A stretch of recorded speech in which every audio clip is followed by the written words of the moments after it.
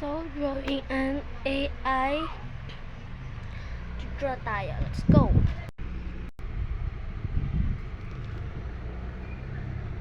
Let's go color. Do the face. Gonna use the twin marker. Let's start.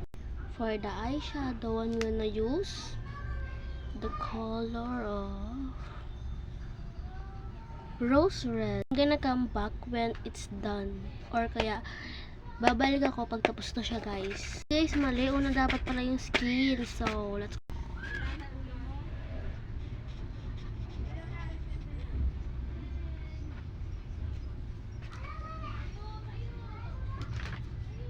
lagay lang ako ng red.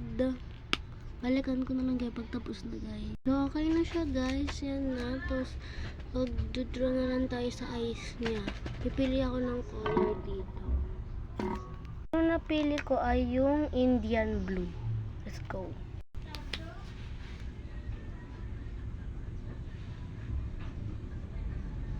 Like that. Then, let's go for the hair. Not brown yung napili ko sa hair niya. Last touch. Then, tapos na tayo.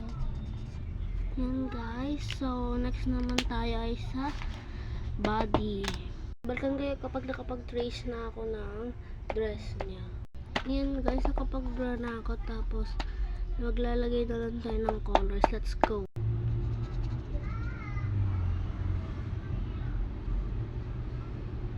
Yan, guys.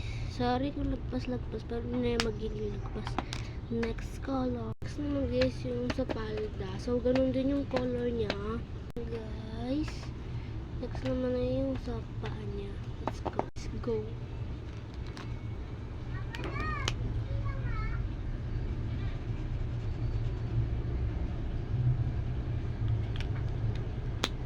Yan, guys. Yan yung full ano niya.